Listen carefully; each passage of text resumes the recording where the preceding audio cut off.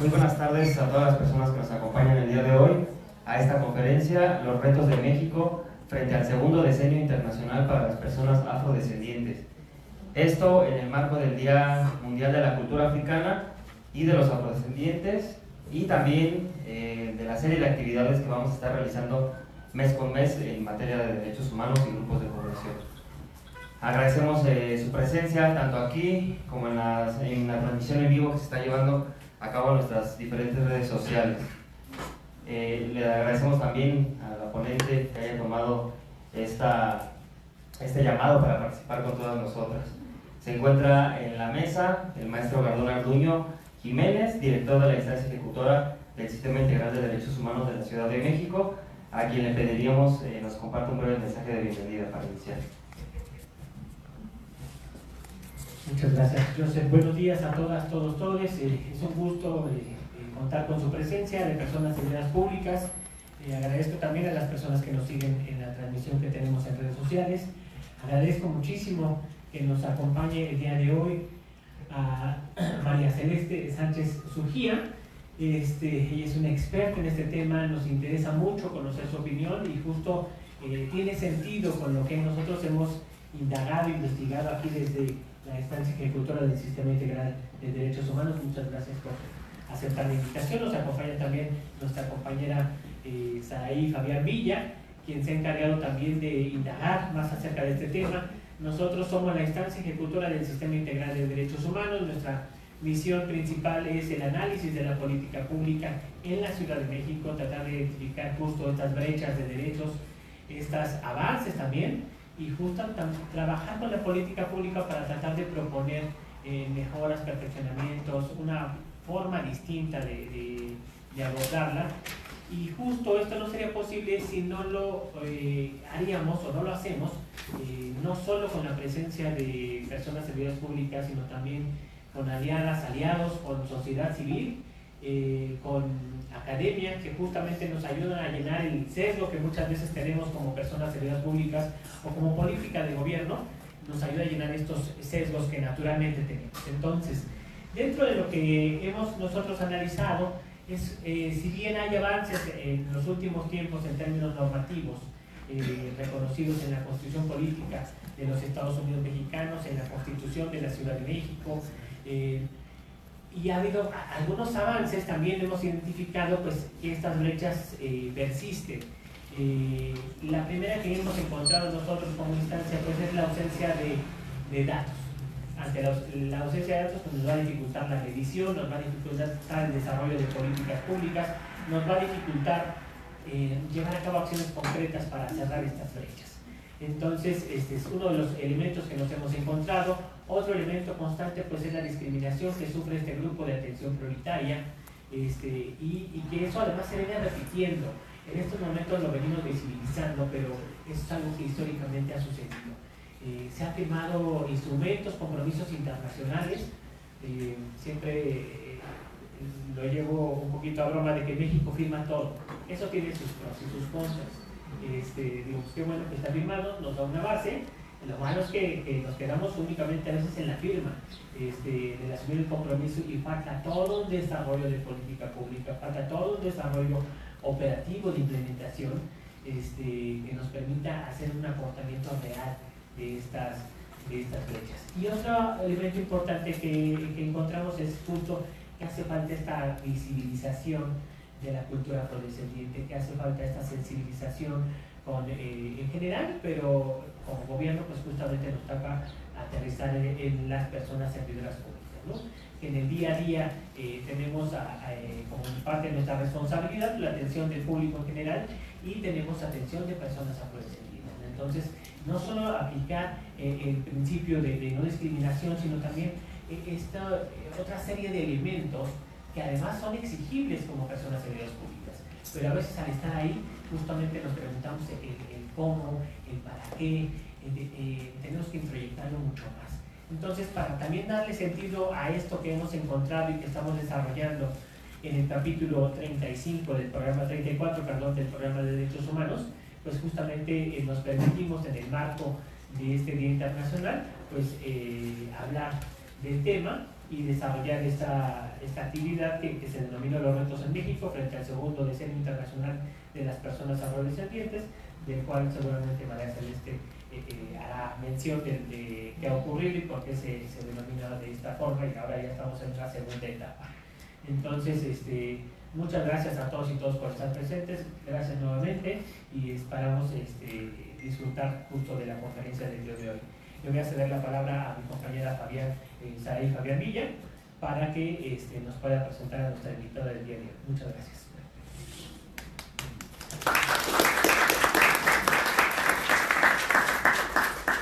Muchas gracias, maestro Barón.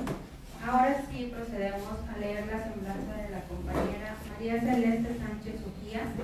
Ella es directora de Afrodescendencias en México, ex senadora de la República Mexicana, es licenciada en Psicología y doctorada en Ciencias Biomédicas por la Universidad Nacional Autónoma de México, especializada en el análisis interseccional y los cambios de la conducta modular de los procesos neuronales. En la actualidad es directora de Afrodescendencias en México, Investigación e Incidencia AC, coordinadora del capítulo México de la Coalición Global contra el Racismo Sistémico y las Reparaciones, integrante del Frente de Mujeres Afropolíticas y ex senadora de la Ciudad de México. Ha participado en proyectos de promoción de los derechos de las personas afrodescendientes y migrantes, con énfasis en niñas, niños, adolescentes y mujeres, así como en iniciativas de combate a la discriminación, el racismo, la xenofobia y otras violencias que experimentan estas poblaciones. Además, fue integrante de la Comisión Interna de Equidad de Género en el Instituto de Fisiología Celular de la UNAM.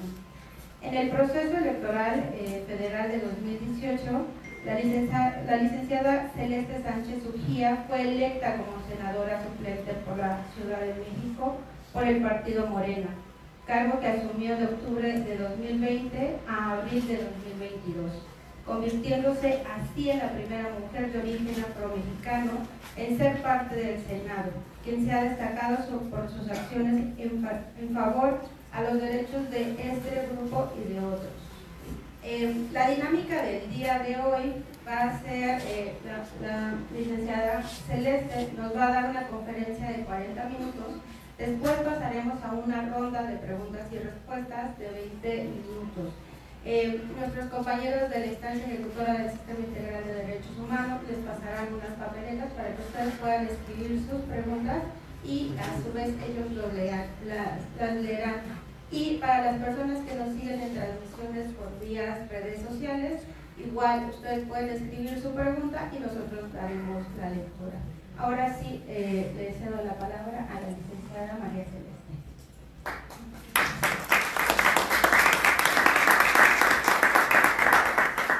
Bueno, pues primero, gracias por la invitación a impartir esta conferencia sobre los retos que tiene México ante el segundo decenio de personas afrodescendientes y pues organizada por la instancia ejecutora del Sistema Integral de Derechos Humanos de la Ciudad de México. También la invitación fue directamente a la asociación que en este momento dirijo, Afrodescendencias en México, que tiene como objetivo también dar visibilidad, sensibilización acerca del tema. Y pues primero, antes de iniciar con la conferencia, quisiera agradecer al maestro Harold Garduño por su compromiso en el tema, también a la compañera Saray Fabián por la presentación y pues también a cada una de los y de las servidoras públicas que están aquí, que están presentes, del Consejo para Prevenir y Eliminar la Discriminación en la Ciudad de México, de la Secretaría de Igualdad y Bienestar Social, de la Secretaría de Mujeres de la Ciudad de México, de la Secretaría de Pueblos y Barrios Originarios y Comunidades Indígenas Residentes de la Ciudad de México, la Secretaría de Salud de la Ciudad de México y de la Secretaría de Seguridad Ciudadana. Pues es muy importante que esté en cada una de estas secretarías. Creo que fue una convocatoria clave, porque si bien es cierto que estamos en el marco del Día Mundial de la Cultura Africana y de los Afrodescendientes, considero que se tendría que hablar del tema durante todo el año y de forma transversal, en donde no solamente se habla de personas afrodescendientes, sino también de mujeres, de infancias, de jóvenes, de que nos toca también obviamente el tema de financiamiento, de bienestar, de la Secretaría de Seguridad y cada una de las instancias que están aquí, y pues obviamente nos faltaron muchos más, pero pues creo que este es como un primer paso también para poder hablar acerca del tema. Y pues bueno, voy a dar paso a la presentación, en donde pues... Perdón, Celeste, ¿quieren que lo haga yo o forma? Ah, si quieres. Yo lo corto. Okay.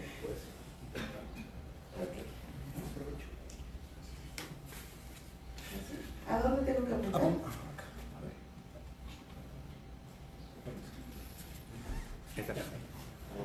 Perfecto.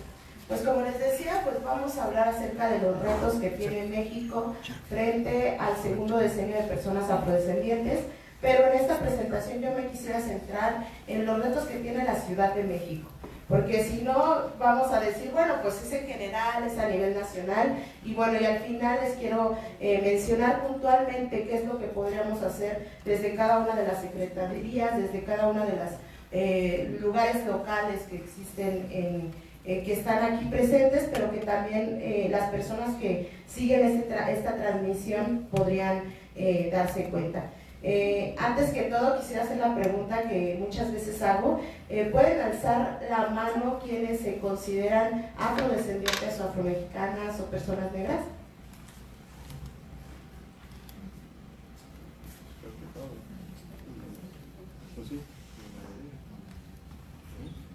¿Por qué se consideran afrodescendientes? Porque simplemente no soy blanco, vamos. Ok, bueno, pues vamos a hablar un poquito más acerca de la identidad como forma de afrodescendiente, pero yo siempre hablo de esto porque siempre como que también se confunde esto del acceso, de la búsqueda de acceso a todos nuestros derechos, porque siempre estamos solamente pidiendo, exigiendo y todo eso, sino también queremos estar dentro de estas instancias, que considero que es parte fundamental para que haya un enfoque interseccional en cada uno de los espacios. Entonces, pues esto también nos habla de que tenemos que hacer más diversos nuestros espacios de trabajo, ¿no? O sea, cuántas personas de aquí trabajan con más personas afrodescendientes o afromexicanos o personas negras, ¿no? Entonces, pues creo que eso es también importante acerca del tema. Y bueno, pues ¿quiénes somos las personas afrodescendientes? Bueno, me voy a parar porque creo que es como... sí. Ok, bueno, pues somos las personas que descendemos de personas que fueron traídas del continente africano en condición de esclavitud o en condición de libertad durante el periodo virreinal, pero también en las migraciones posteriores y en la actualidad. Siempre lo menciono porque pareciera que es un tema del pasado y no. Siempre hay una constante migración, no solamente del continente africano, sino también de países donde hay personas afrodescendientes que llegan acá y pues tienen hijos y obviamente nacen siendo personas mexicanas y pues también pueden identificarse como personas afromexicanas. Y bueno, una de las partes importantes acerca de nuestra identidad es que, al menos aquí en México, no nos basamos solamente en el color de piel para definirnos como personas afromexicanas, afrodescendientes o negras, sino que también se basa en que compartimos una historia comunitaria, tradiciones, también reconocemos nuestra diversidad acá y que también, pues como les decía, no es una identidad homogénea. No es lo mismo una persona afromexicana que nace en la costa chica de Guerrero y de Oaxaca a las personas afrodescendientes que nacen aquí en la Ciudad de México. Entonces, y también no es lo mismo las personas afromexicanas que nacen en Iztapalapa a que nacen en otra alcaldía, porque hay diversidad, no es solamente un tema de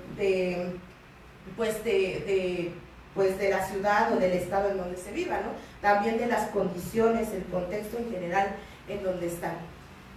Y pues bueno, para llegar a una definición de quiénes somos y todo esto, pues se ha hecho una lucha no solamente a nivel nacional, sino también a nivel internacional, no solamente definir quiénes somos, sino también la lucha por nuestros derechos. Y pues puedo decir ¿Cuál? ¿Al anterior? ¿Un anterior? Sí. Ok. Es que luego me paso. Bueno, los inicios fue, y lo marcamos de forma oficial, en 1997, en la Costa Chica de Guerrero y de Oaxaca, en donde se comenzaron a reunir afrodescendientes, afromexicanos, por esta iniciativa de que pues necesitamos exigir nuestros derechos, el reconocimiento, la visibilidad estadística, y pues lo que sucede es que se busca también la recuperación de la historia y una identidad étnica. Aunque se comenzó este movimiento en la Costa Chica de Guerrero y de Oaxaca, en este momento podemos decir que el movimiento afromexicano es a nivel nacional. Y bueno, pues como les decía, comienza la organización y articulación. Esto también es coincidente con esfuerzos internacionales, como fue, pues destaca, ¿no?, la Conferencia Mundial contra el Racismo, Declaración y Programa de Acción de Durban en 2001, el Año y Decenio Internacional de las Personas Afrodescendientes. También comienza a haber una interlocución con otras instancias gubernamentales como es el CONAPRED, la CNDH, el INA, la CDI. Esto es algo muy, muy importante porque no solamente fue y ha sido una lucha de activistas, de organizaciones, de colectivos, sino también fue gracias a esta alianza que se ha formado y que sigue presente con la academia y con otros actores sensibilizados en el tema. Pues también se comienza a dar este reconocimiento jurídico, estadístico y de políticas públicas. Y bueno, también otro de los puntos importantes es que se empieza a fortalecer y a capacitar a las mujeres, en específico mujeres afromexicanas, desde mujeres afromexicanas, ¿no? La cátedra itinerante de mujeres afromexicanas que sigue hasta hoy en día, pues busca eso. Existen ya los encuentros de mujeres afromexicanas y afrodescendientes a nivel internacional. Se siguen dando los encuentros de pueblos negros, en los cuales pues, nos acompañó también COPRED, estuvo la CEPI, estuvieron otras instancias locales que pudieron estar presenciando este encuentro de pueblos negros, que es a nivel nacional y que pues cada año sigue creciendo, ¿no? Porque hay más personas que se reconocen, porque hay mejor articulación y más organización. Y bueno, pues, ¿qué se ha logrado con respecto a la organización y a esta articulación? Pues es pues el reconocimiento y la inclusión, ¿no? Obviamente faltan muchas más cosas por hacer, pero podemos decir que en 2019 se consolida el reconocimiento mediante la reforma al artículo 2 en el inciso C, donde se nos dota de los mismos derechos que a los pueblos indígenas, a los pueblos y comunidades afromexicanas. Aquí olvidé poner que en 2017 se da el reconocimiento en la Constitución de la Ciudad de México como grupo prioritario, ¿no? Entonces eso sí hay que mencionarlo, si bien es cierto, fue también a que, bueno, se estaba escribiendo la Constitución de la Ciudad de México, reconocer que también fue el esfuerzo de organizaciones y activistas que estuvieron luchando porque sí se reconociera en la Ciudad de México. Eso costó también porque, como saben, en la Ciudad de México no hay una comunidad definida o un pueblo definido de personas afromexicanas, ¿no? Estamos dispersas en cada una de las alcaldías y esto pues es un tanto difícil. Y bueno, también mencionar que ya en el 2024, en septiembre, se acaba de aprobar y la reforma que amplía los derechos de los pueblos y comunidades afromexicanas y que esperamos que se armonice en cada uno de los estados. También hubo la materialización de las acciones afirmativas a nivel electoral a partir del 2021 y se sigue dando, ¿no? Bueno, más adelante hablaremos de los retos que hay en estas acciones afirmativas, porque pues recordemos que no solamente en los espacios electorales tendría que haber este tipo de acciones afirmativas, sino que también en cada uno de los otros lugares. Y pues también hay una vinculación con instancias y actores internacionales, como les mencionaba. Ahí pues ya somos más reconocidos a nivel internacional de que aquí en México existimos personas afrodescendientes y esto es bastante importante porque al reconocer pues tenemos también este respaldo internacional de estos actores, ¿no? También hay un grupo de trabajo de expertos y expertas sobre los afrodescendientes de la ONU, el foro permanente sobre los afrodescendientes, y esto lo quiero remarcar porque justo en abril viene la 4ª sesión, en donde pues vamos a estar, porque puede ser presencial o puede ser virtual, seguir los trabajos que se realizan, y es importante porque es de la comunidad afrodescendiente quienes participan principalmente, ¿no? Y lo que se busca es saber cuál es la agenda global de la población afrodescendiente y también lo que han hecho los estados firmantes de los decenios. Ya les decía, ya inició el 2º decenio y terminó el primero del 2015 al 2024. Y pues, ¿por qué se debe que existe un 2º decenio? Por las exigencias que hay de la comunidad afrodescendiente, de que no se han visto resultados pues muy buenos del primer decenio y se busca reiterarlos en el segundo. Y bueno, pues ¿cuántas personas afrodescendientes somos en la Ciudad de México? En todo México somos más de 2.5 millones de personas que nos reconocemos como tal, como afrodescendientes, afromexicanas o negras. La pregunta se realizó en el censo de vivienda, en el censo de población y vivienda en 2020, a pesar de que hubieron varios obstáculos, como que el censo se detuvo una semana antes porque comenzó la pandemia, no hubo capacitación de los encuestadores, no hubo suficiente pues campañas de visibilización, y esto se los hago también ver porque pues viene la encuesta intercensal que más adelante les diré.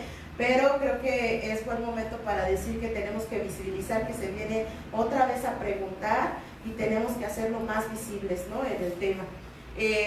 Y de estas, pues el 50% son mujeres y el 50% hombres.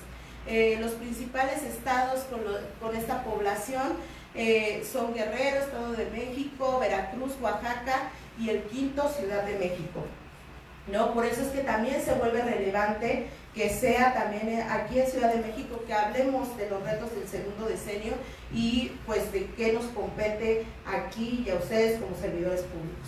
Así es. Y bueno, aquí en la Ciudad de México somos alrededor de 190,000 personas que nos identificamos como tal.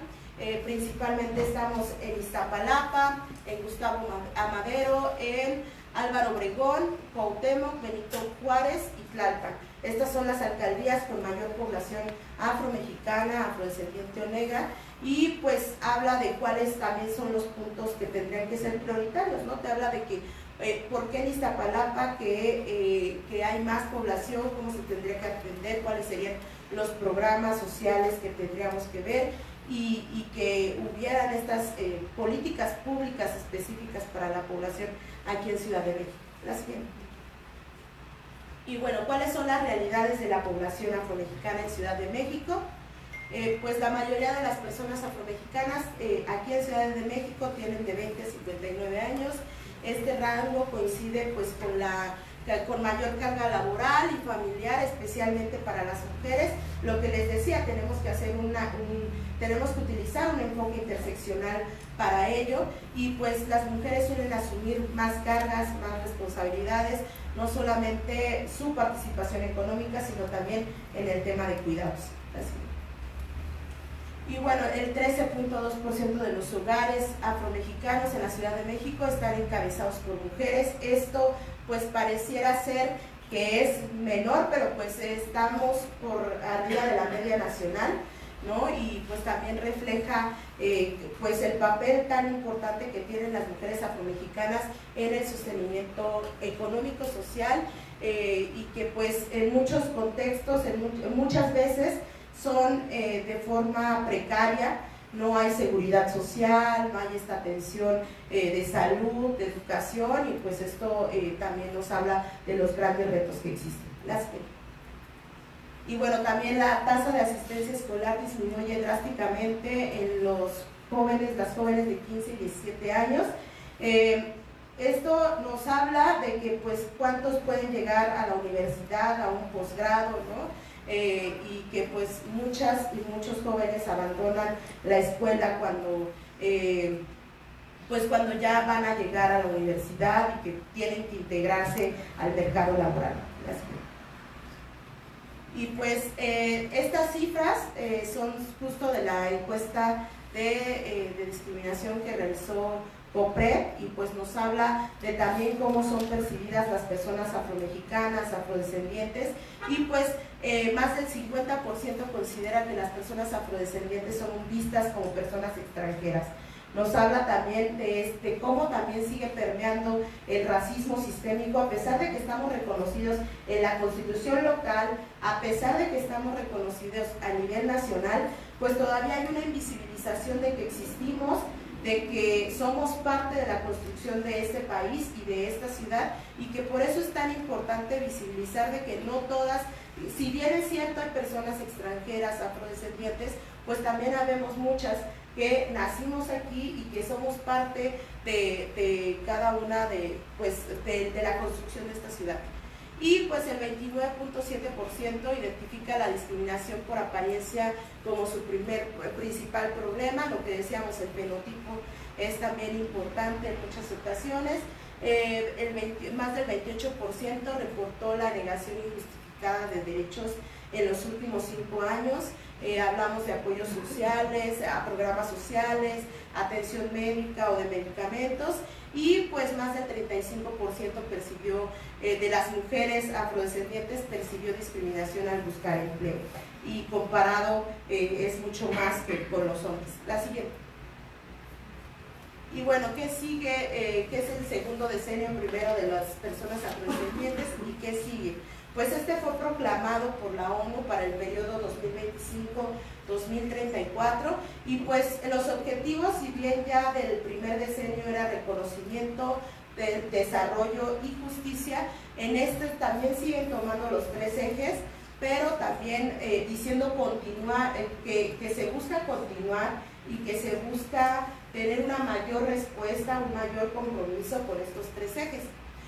También lo que les decía responde a estos desafíos pendientes que tienen los estados que firmaron para el primer decenio y ahora en el segundo decenio, y pues busca también abordar las formas contemporáneas del racismo. Es importante decir que dentro de este decenio se toma en cuenta y se pone en el centro las reparaciones de las personas afrodescendientes, y también también los desafíos y las necesidades específicas de las mujeres afrodescendientes en general. Enfatiza también garantizar derechos económicos, sociales y culturales, y pues también ampliar la visibilidad de nuestras contribuciones. Gracias.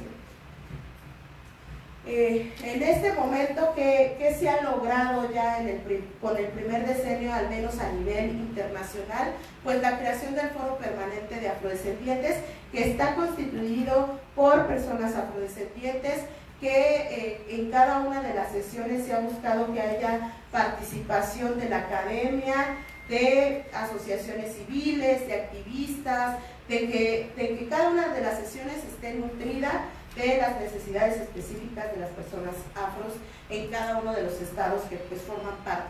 Y también pues el reconocimiento en el marco global. Justo se está también discutiendo sobre cómo el reconocimiento del pueblo afrodescendiente en general, y esto va a tener repercusiones en cada uno de nuestros países. Y pues también podemos decir que en México, como ya les he mencionado, pues sí ha habido un reconocimiento a nivel constitucional, y también más visibilidad estadística en comparación con otros países, ¿no? En otros países no hay todavía una pregunta de autoascripción, no están reconocidas las personas afrodescendientes en su constitución, no hay acciones afirmativas, lo entendemos totalmente, pero eso también tenemos que verlo como un primer paso para que en realidad haya un desarrollo pleno y un acceso total a todos los derechos. Y bueno, ¿cuáles son los desafíos pendientes? Sí, fue la insuficiente implementación de políticas públicas. Aquí en México se sigue exigiendo eso. Si bien ya hay varias reformas, se está buscando la armonización de la Constitución, de las constituciones locales, faltan políticas públicas específicas para esta población. También hay un limitado acceso a recursos financieros y no solamente asociaciones que exigen nuestros derechos, sino también en general, ¿no? O sea, eventos culturales, espacios también, pues educación pública o educación de calidad para pueblos y comunidades afromexicanas, pues seguimos también exigiendo ese tipo de cosas. Sabemos que en nuestras comunidades, en los territorios en donde hay mayor población afromexicana, hay violencia, también hay mucha violencia, no solamente pues en los espacios específicos, sino también el narcotráfico está siendo muy presente en estos pueblos y en estas comunidades. También hay una persistencia de desigualdades estructurales y de racismo, ¿no? Me refiero a que no hay un acceso a esta educación y a salud de calidad. Esto lo pudimos ver en la pandemia. Pues si bien había educación pública, salud pública, a la hora de que pues decían pues tomen sus clases en su casa mediante un teléfono, mediante la tablet, pues eso no existía, ¿no? En las comunidades no había internet, no tenían un teléfono o algo donde tomar clases, ¿no? Y eso también se tendría que medir, saber cuántas personas, cuántas jóvenes se quedaron sin poder acceder a la escuela o han retrasado su educación por esta pandemia y por no tener los medios suficientes. Sí, y bueno, pues les voy a hablar tanto de la relevancia del segundo decenio en la Ciudad de México, pero primero quería mencionar que, bueno, estamos tratando de socializar, visibilizar esta agenda afromexicana, afrodescendiente, que pues se ha venido realizando por el esfuerzo de colectivos activistas y también asociaciones que buscan pues visibilizar las especificidades de la población afro en la Ciudad de México. Y bueno, esto se realizó la primera sesión en mayo y se ha venido hablando, discutiendo de qué es lo que necesitamos en específico en Ciudad de México, desde las instancias, desde otros espacios, para tener un acceso pleno a nuestros derechos, ¿no? Aquí participaron varias de las asociaciones como Cocina Baobab, México Negro, no quiero dejar de mencionar algunos, ¿no? Basta Racismo, bueno, hay una lista y justo también está pública las reuniones que hemos tenido en esto y que se vayan formando y sumando varios puntos a esta agenda. Y pues lo que se busca es impulsar políticas que se alineen a estos ejes también de reconocimiento, desarrollo y justicia. Y pues atender las demandas específicas de visibilidad estadística, ya lo mencionaba el maestro Aarón, del reconocimiento histórico y cultural y la participación política y social. La siguiente. ¿Cuáles son los ejes clave de esta agenda? Pues es la autodescripción y visibilidad estadística. No solamente hablo del censo o de la encuesta intercensal que ya viene, se aplicará del 3 de marzo al 28 y pues esperamos que haya mucha más participación de personas afrodescendientes que se reconozcan como tal y esto ayude también a colocar políticas públicas en específico. Hablamos también de inclusión en los registros administrativos. En cada una de sus secretarías sería bastante importante que se pregunte a las personas que se atienden, que se agregue al cuestionario.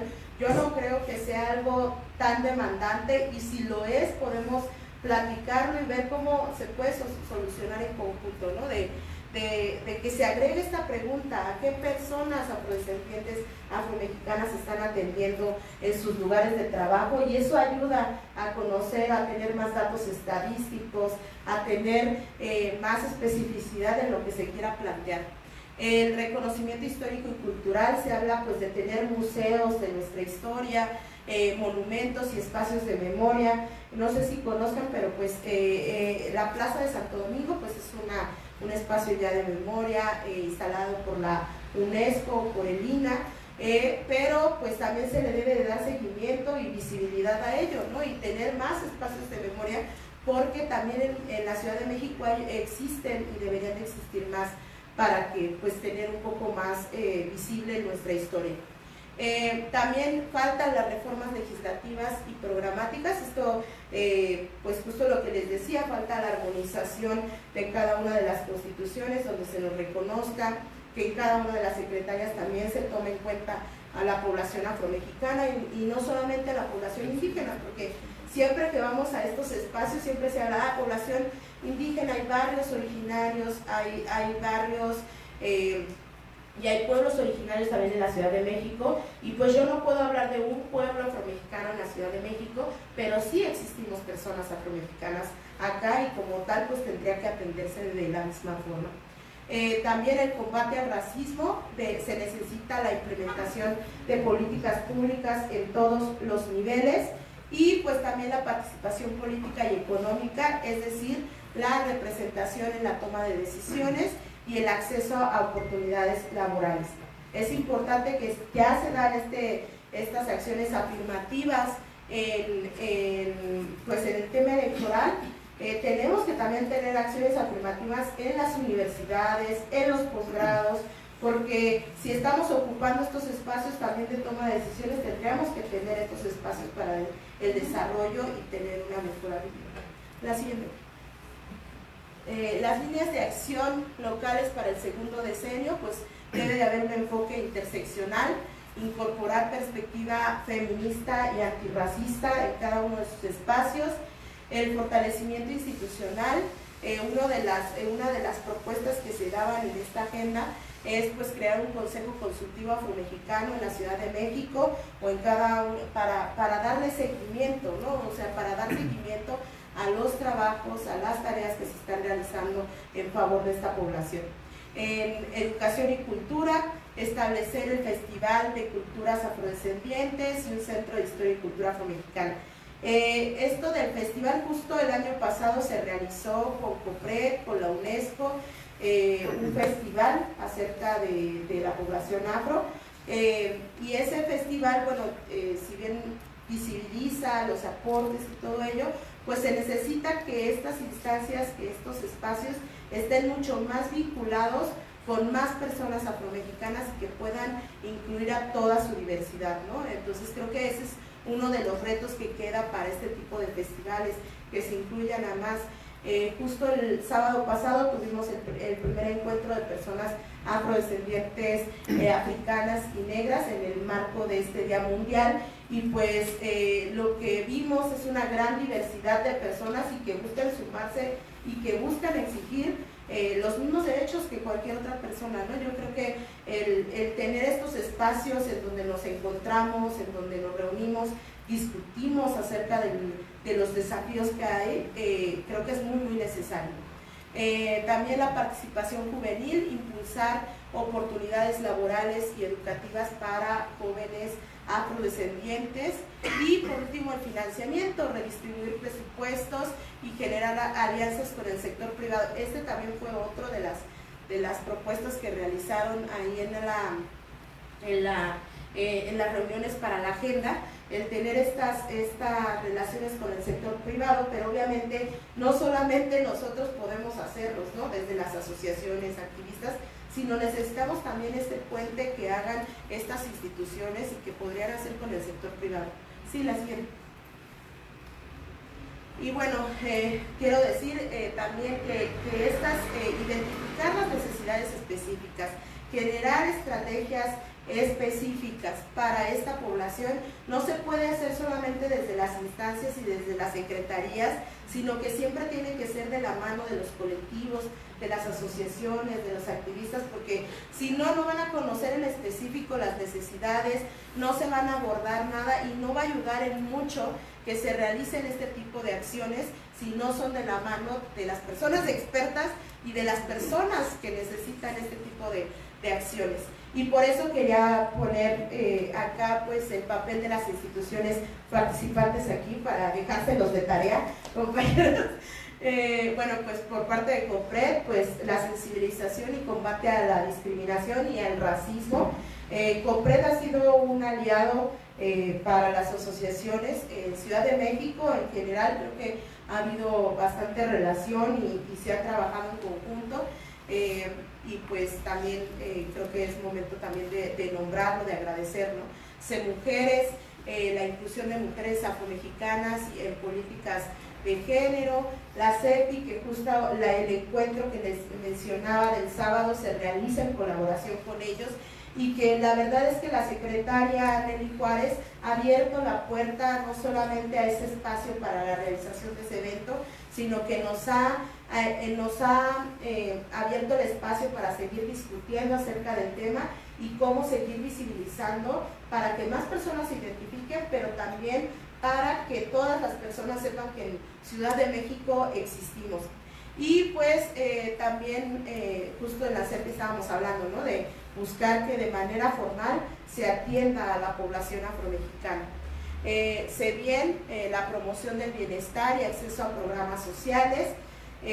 Justo si ya sabemos que existen programas sociales en donde hay prioridad también para personas afrodescendientes y en algunos casos para mujeres afromexicanas. Sin embargo, les voy a contar como una parte de esto aquí en Ciudad de México. No sé si ustedes vean, pero hay tarjetas que justo está entregando sobre tarjetas bienestar para mujeres y que priorizan a las mujeres afromexicanas e indígenas, pero en la Ciudad de México no se entrega porque no son de un pueblo o de una comunidad, porque aquí en Ciudad de México no se reconoce. Y entonces eso también dificulta el acceso a este tipo de programas sociales para mujeres afromexicanas que están en la urbanidad, ¿no? Entonces, ¿qué se va a hacer? ¿Cómo se tendría que dar este enfoque para que también en Ciudad de México haya prioridad en la entrega de estos programas sociales para mujeres afromexicanas o para la población afrodescendiente en general? CEDESA, asegurar el acceso igualitario a los servicios de salud. Como les decía, la mayoría o muchas personas afromexicanas no tienen seguridad social, hay una precarización laboral, entonces pues no tienen servicios de salud o cómo acceden a estos servicios de salud. Creo que es importante mencionarlo. Y la Secretaría de Seguridad Ciudadana, capacitación en antirracismo y derechos para la fuerza pública. Esto es importante porque uno de los temas que también se tocó en la agenda afromexicana y afrodescendiente de la Ciudad de México fue el perfilamiento racial, el cual ya se está viendo hemos visto, ¿no?, que hay documentos que se han realizado desde COPRED, desde CONAPRED, desde otras instancias, pero ¿cómo hacemos para que se capaciten los que deben de capacitarse, ¿no? En este caso, pues, de la policía, personas también de migración que hemos visto y que se sigue viviendo este perfilamiento racial cada que quieres tomar un camión o que te tienen que bajar. ¿Por qué? Porque dicen que eres extranjero. Ya vieron pues las cifras, ¿no? Siempre se piensa cuando ven a una persona afrodescendiente afromexicana que es una persona extranjera, entonces pues siguen teniendo este tipo de perfilamiento racial. Entonces pues creo que es un tema urgente de atender acerca del perfilamiento racial, acerca de la seguridad, y que pues el objetivo común de estas secretarías es generar políticas inclusivas y efectivas basadas en la participación activa de cada una de las personas afromexicanas, y pues que con esto lleve a que haya políticas públicas pues eficientes para esta población. Y pues, ¿qué ejes de trabajo en conjunto con estos colectivos, activistas, asociaciones se pueden hacer? Pues los espacios de diálogo permanente, lo que les decía, la CEPI ya ha abierto la puerta y ha habido un diálogo permanente con la Secretaría, con el equipo, para que se siga haciendo esta promoción y se siga hablando del tema. El codiseño de políticas públicas, lo que les decía, que se hagan estas políticas públicas, pero de la mano de las activistas, de los colectivos y las asociaciones. la capacitación y la sensibilización, lo que les mencionaba ya, el apoyo financiero y logístico. Ustedes no saben las dificultades que son que no haya apoyo logístico o financiero para que se realice un encuentro, ¿no? O sea, para que se realice un encuentro cultural que beneficie no solamente a la población afromexicana, considero que beneficia a todas las personas de esta ciudad al reconocer la diversidad que hay en toda una identidad mexicana que a veces ha sido invisibilizada, ¿no? Entonces, creo que ese es un tema muy importante, y aquí también agradezco mucho a la Secretaría, a la CEPI, porque pues abrió la puerta, estuvo el equipo también al pendiente y pues se realizó este encuentro pues en conjunto, y les decimos, ¿no? Creo que el evento fue exitoso por eso, porque hubo esta colaboración no solamente de los activistas y con las ganas que tenemos de seguir actuando y haciendo las cosas, sino que también de estas instancias. Y pues también un punto final pues es el monitoreo y la evaluación. Hay obviamente programas sociales, hay varias de las acciones que están realizando desde sus secretarías, desde sus espacios, pero no podemos olvidar el monitoreo y la evaluación para saber si estas políticas públicas están funcionando, si los programas sociales están funcionando y están llegando a todas las personas, porque sin ello pues no podemos regresar a hacer los cambios necesarios y pues que sean políticas públicas incluyentes. Y pues ya, el segundo decenio, pues como les decía, pues es una nueva oportunidad para todas las personas, para fortalecer derechos y combatir las desigualdades históricas, y además reconocer y celebrar la riqueza cultural afromexicana. Pues eso sería todo. Gracias.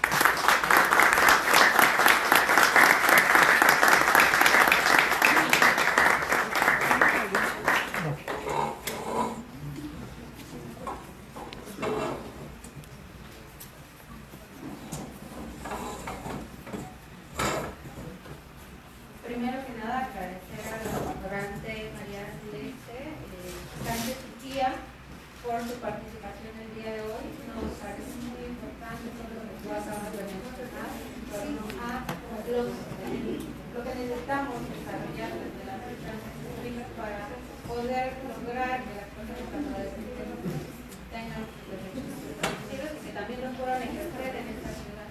Se les está pasando una hojita. En esta pueden ustedes poner sus preguntas y después pasárselos a nuestros compañeros para que les demos lectura. Si quieres puedo empezar con una pregunta. Creo que las tres que yo traía fueron contestadas perfectamente desde su participación, pero me gustaría que pudiéramos tener como ejemplos de cuáles son los principales desafíos que enfrentan las personas afrodescendientes en la Ciudad de México. Porque conocemos algunos casos cuando desarrollamos el capítulo, ¿no? Las compañeras con las que trabajamos de organizaciones de la sociedad civil nos mencionaron, ¿no? Nos compartieron algunos de los desafíos, pero me gustaría escucharlo de ti. Sí, bueno, voy a comenzar por el último que mencioné acerca del perfilamiento racial, el que se piense siempre que es una persona extranjera, cualquier persona negra, afrodescendiente, afromexicana que vean en la calle, ¿no? Eso habla de pues el desconocimiento acerca de la historia del país, de que este país se construyó con manos y con también todo el esfuerzo de personas afrodescendientes y africanas, ¿no? Y que seguimos hasta nuestros días aquí contribuyendo a esta sociedad. Y bueno, además de ello, pues los grandes desafíos es que, pues si bien la población afromexicana pues vive el racismo, vive la discriminación a diario, esto se torna mucho más fuerte cuando somos mujeres las que vivimos, y entonces por eso es que debe de haber un enfoque interseccional en cada uno de los espacios en donde nos encontremos. Ese es lo que les decía, el acceso a un trabajo bien remunerado, con seguridad social, y ustedes dirán, pues todos los jóvenes o las jóvenes están como en esta situación, pues eso se vuelve mucho más fuerte cuando también se es afrodescendiente o afromexicana. ese es otro de los temas. También lo que les decía, creo que también falta reconocer los espacios de memoria en Ciudad de México, espacios culturales, son muy importantes. Les hablé que el tema de reparaciones va a estar en el centro del segundo decenio internacional de personas afrodescendientes, ya está, pero aquí en México poco o nada se habla de reparaciones.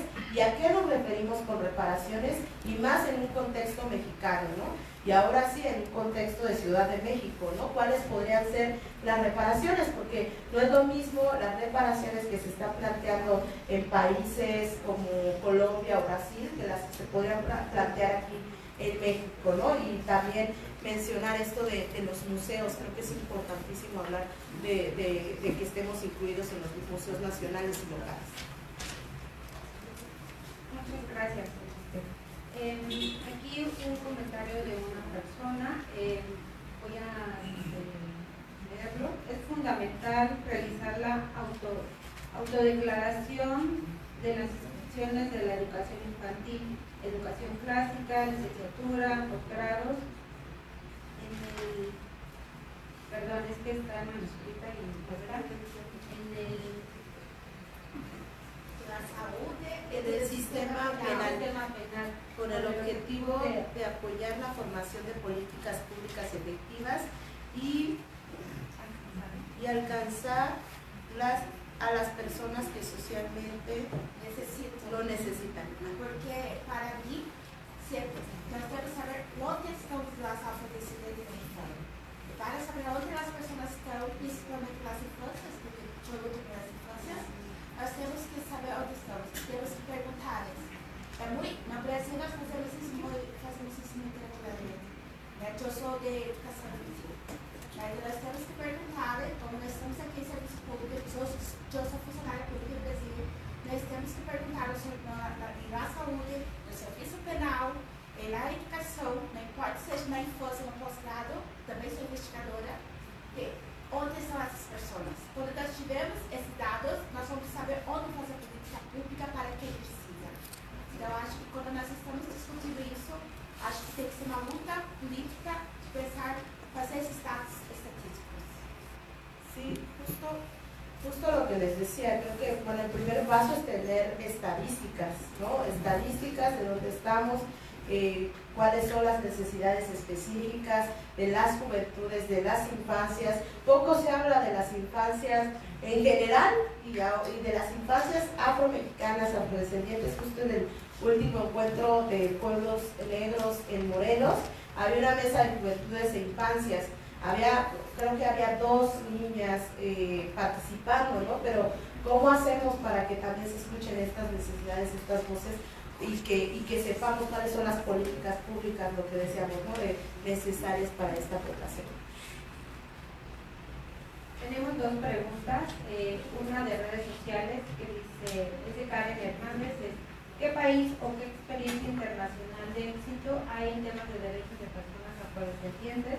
Si nos lo puedes compartir. Y la otra es, ¿qué tipo de soluciones se les puede brindar a emprendedores afromexicanos, afrodescendientes, tanto en la urbanidad como en zonas rurales?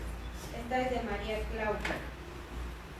Bueno, la primera es, bueno, recuerdo bastante y siempre hago énfasis en Brasil, ¿no? Que es, o sea, de verdad creo que es algo que se logró. Y cuando hablo de acciones afirmativas en el tema electoral, ¿cómo es posible que ya estemos en el tema electoral, pero en las universidades siguen sin haber estas acciones afirmativas, ¿no?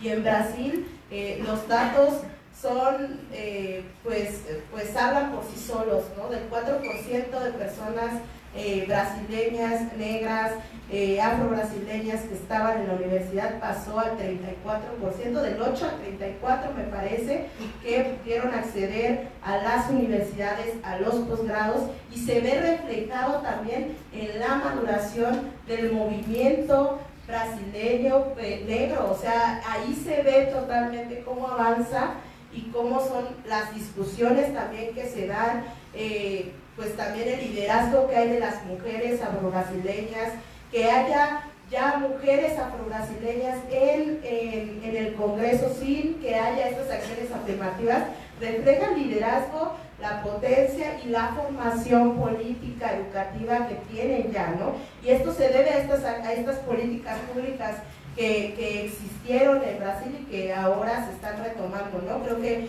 eso es algo muy, muy fundamental, y creo que las universidades públicas, al menos aquí en México, tendrían que dar un paso adelante para que esto pues pueda avanzar, al menos para el movimiento afromexicano, también para los pueblos indígenas. Creo que es muy, muy importante, ¿no? ¿Por qué abandonan las universidades? Principalmente es el tema económico. O sea, principalmente tienen que entrar ya al mercado laboral, porque si no, pues esto pues no sigue la familia, o también el tema del narcotráfico está muy presente en nuestras comunidades, ¿no? Es entrar al narcotráfico o morir, o que también tener que abandonar tu territorio. Eso es real, ¿no? En lo que estamos viviendo también aquí en nuestro país. Tenemos dos preguntas más del proceso electoral que se llama 2024. Es identificar espacios políticos de representación como diputados y los cuales fueron usurpados por personas no afrodescendientes. ¿Qué propuestas tienen para contrarrestar estas prácticas? Y la segunda es, ¿cuáles son los retos ante la autoadscripción? Bueno, primero también voy a contestar lo del emprendimiento, acerca de cómo podrían abrir también estas puertas. Pues miren, justo en la CEPI pues hablaban de estos espacios donde ya que pueden ser gratuitos, en donde puedan estar los emprendedores vendiendo sus productos, dando visibilidad a ellos, pero también en otras instancias es eso, o sea, abrir estos espacios para la venta, para la promoción de estos productos, la promoción, la visibilización de estos productos, creo que es muy, muy importante. Acerca del proceso electoral y las usurpaciones, pues yo creo que es un gran reto, no solamente para el movimiento afromexicano, porque no nos compete solo a nosotros, sino también a los partidos políticos, a todas las instancias que tienen que ver con el proceso, como también es el Instituto Nacional Electoral, en el cual pues tendríamos que ver cuáles tendrían que ser los candados específicos para que esto no suceda, ¿no? ¿Quiénes son las personas candidatas que están y que ganan o que llegan a estos espacios? Pues tendría que ser visible, tendría que socializarse mucho más, porque la verdad es que llegamos ya al día que se ganó la presidencia, que se estuvo, que se realizó el proceso electoral, que terminó, y pues decíamos, ¿quiénes son los que quedaron, no? Entonces buscamos y preguntamos, y no hay suficiente transparencia para saber quiénes son las personas afromexicanas que llegan a estos espacios. Y si ya llegaron estas personas, tendría también que haber una agenda en la cual se comprometan. O sea, pareciera que solamente te identificas, y yo pudiera identificarme, o cualquiera de ustedes podría decir, soy afromexicana y yo quiero llegar a ese espacio y ya. ¿Por qué? Por el derecho a identidad, por el derecho a autoascribirse, pero tendría que haber más candados, el que sea cercano al movimiento, el que hayas trabajado en territorio, el que conozcas las necesidades y el que ya hayas acompañado una agenda con anterioridad. Porque de nada sirve que lleguemos personas quizás hasta visiblemente negras, visiblemente afros, o que nos consideremos en sí, pero que no haya un trabajo con la comunidad, porque recordemos que estas representaciones son colectivas, o sea, es para un beneficio colectivo y no es para un beneficio personal. Yo creo que ese tipo de cosas se tendrían que hacer, y creo que esos son los retos de la autoascripción. A nadie se le va a negar autoascribirse como afromexicana o afrodescendiente, es más, es una de las cosas que queremos realizar y que buscamos que más personas se autoascriban así, pero no que por este medio se utilice para que cualquier persona llegue a representar a una colectividad, ¿no? Entonces eso es importante de mencionar.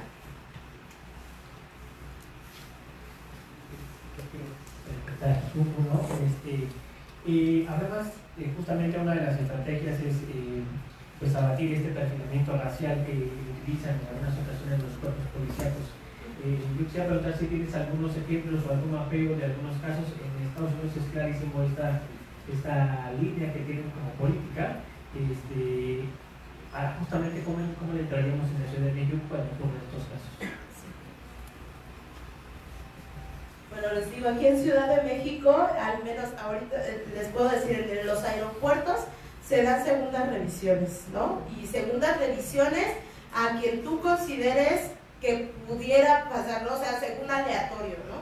Pero pues obviamente todos sabemos que se dan por cómo te ves, ¿no? O sea, ¿por qué? Porque no está enmarcado en los derechos humanos de cómo se dan estas segundas revisiones. También el aeropuerto creo que es fundamental. Yo les puedo decir que cuando he ido a Colombia, de verdad es difícil, paso por 3 revisiones, todos los que llegan de vuelos de Colombia, en donde hay mucha población, llegan y hay 3 revisiones, ¿no? en el aeropuerto. Pero si llegas de otro país, de un país europeo, eso no pasa, pasas directo. Entonces, ese tipo de cosas que se nos harían normal, a mí no se me hace normal. Yo no creo que sea normal que haya un perro ahí, que pase el perro de cada una de las maletas, que pase por otra revisión y por otra. No es normal, no es normal. Esa es una de las cosas que ya se ha trabajado y se había trabajado con la Embajada de Colombia aquí en México, y se está hablando de ese tipo de segundas revisiones, pero también de ese tipo de mayor vigilancia, mayor revisión, ¿no? Y de los policías, de cómo revisan, de cómo te detienen. Es que todo es discrecional, ¿no? O sea, de que, bueno, cómo se ve, que quizás eres extranjero, lo que les decía, ¿no? Que eres extranjero y todo esto. CONAPRED muchas veces ha mencionado que no hay tantas denuncias de perfilamiento racial como se considera que hay por las experiencias o por los testimonios que se han dado en este tipo de eventos o en los tipos de eventos como en el Encuentro de Pueblos Negros. Hay diversidad de testimonios en los cuales dicen, no, pues te baja el de migración, o te revisa, o que la patrulla te detiene, ¿no? O algo por el estilo. Pero son todos testimonios que no llegan a ser denuncia. Pero no llegan a ser denuncia porque pues no hay un proceso en el cual después de la denuncia se haga algo. O sea, lo que mencionábamos con CONAPRED es meter una queja y hasta ahí llega, ¿no? O sea, ¿quién es el que se desgasta con esa queja? Es la persona que no tiene ni acompañamiento jurídico, tendría que tener un acompañamiento así, ¿no? Ese tipo de cosas. Entonces, considero que uno de los temas que siempre se exige es la sensibilización a este cuerpo y la visibilización del tema, ¿no? El que cómo se refieren a estas personas, el que no los consideren extranjeros solamente por el hecho de existir y ya, ¿no? Ese es un tema también importante. Muchas gracias. Mira, tenemos 3 preguntas más, pero yo creo que se responden un poco con el trabajo que ustedes hacen desde redes sociales. No sé si te gustaría compartirnos un poco qué hacen desde la organización que tú lideras y cuál es el contenido que desarrollan desde redes sociales para que los compañeros también puedan seguirlas y puedan conocer mucho más de estos temas. Sí, bueno, en Facebook estamos como Afrodescendencias MX, en X igual como Afrodescendencias MX, y en Instagram como Afrodescendencias en México, Investigación e Incidencia. Hacemos mayor como temas de visibilización, de sensibilización del tema. Tuvimos la oportunidad ya de realizar un curso autogestivo con la Suprema Corte de Justicia, que creo que también habla de esto, ¿no? ¿Qué se podría realizar? Pues también este tipo de cursos, este tipo de talleres. También algunas conferencias que hemos dado. decir que hemos incidido también en el reconocimiento a nivel local de la Ciudad de México en 2017, estuvimos participando, realizamos el decálogo de personas afrodescendientes afromexicanas para que se incluyera a la población en la Constitución de la Ciudad de México, también en el 2019, y también por lo del censo, se trabajó en la pregunta del censo desde también de la organización, y pues en este momento también talleres, cursos, búsquenos en redes sociales y también inviten a las personas a que le den like. Pues muchas gracias, María Celeste. De verdad, nos sentimos muy contentos de tenerte aquí en esta ejecutora de cultura literaria de derechos humanos. Por favor, regalémosle un aplauso.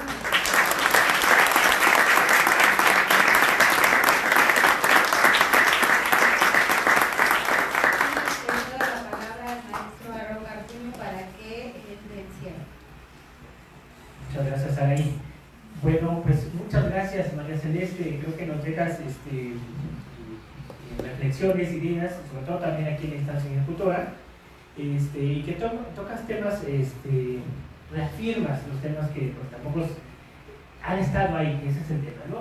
Gracias por visibilizarlos, gracias por trabajarlos, gracias por colaborar con nosotros.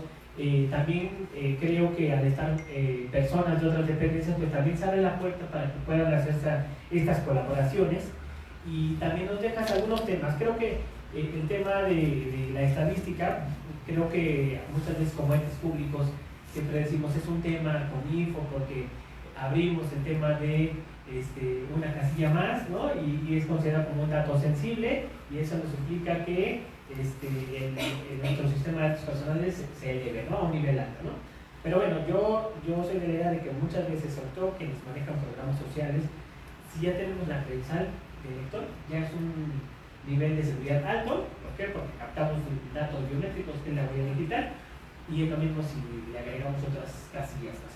Pero sí es muy importante todo lo que acabas de decir, porque justo la primera pregunta que nos hacen como instituciones muchas veces es: ¿por qué quieres captar este dato? ¿Por qué es relevante para dar el servicio? Que no tiene que ser relevante para que tú brindes un servicio, porque lo debes dar en igualdad de condiciones. No obstante, lo que necesitamos o lo que buscamos es visibilizar estas brechas, visibilizar estas cifras que nos permitan construir de mejor manera la política pública.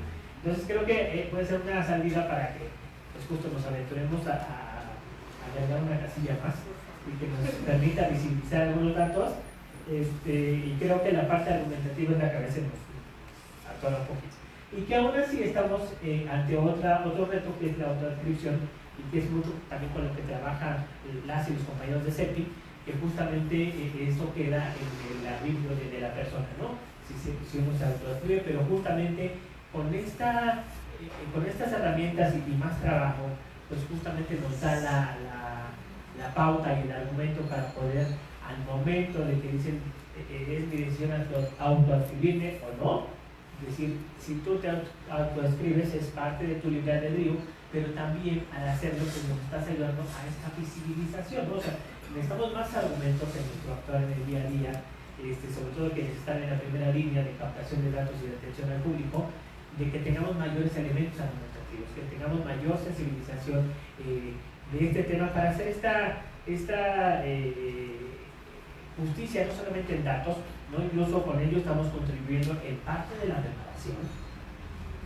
Nosotros desde la instancia pues justamente asumimos el compromiso de esta difusión permanente e interseccional, lo que justo tomamos como pretexto este día, pero justo tenemos claro que esta difusión es permanente, ¿no? Y que incluso si hay necesidad de contribuir en el desarrollo de algún material que nos permita seguir dando juego, ¿no? Datos históricos,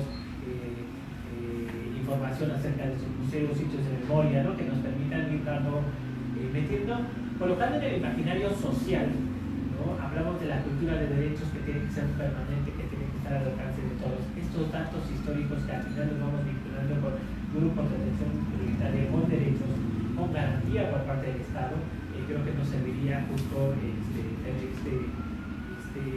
esta colaboración, esta retroalimentación por parte de aliados especialistas para justamente el desarrollo, que es parte de nuestra función como gobierno, como instancia ejecutora, pues dar también difusión de los derechos y tratar de abarcar la mayor rama posible de ellos.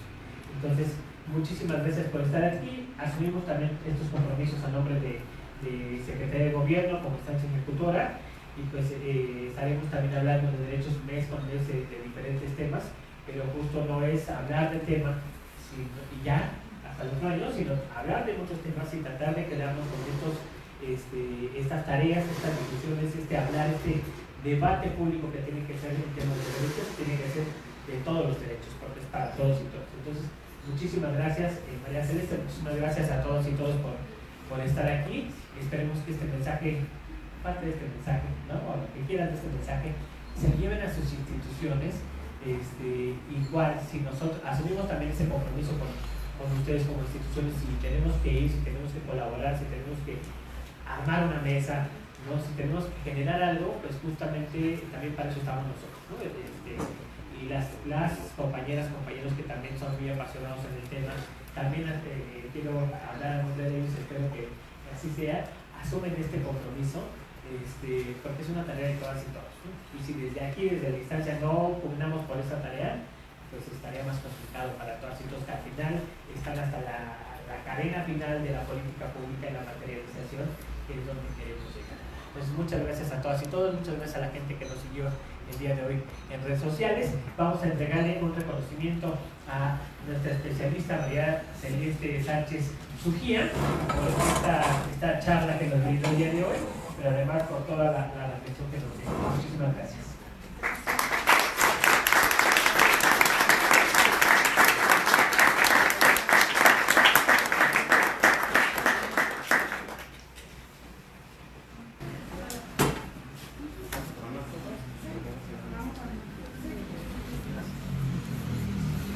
Ciudad de México, capital de la transformación.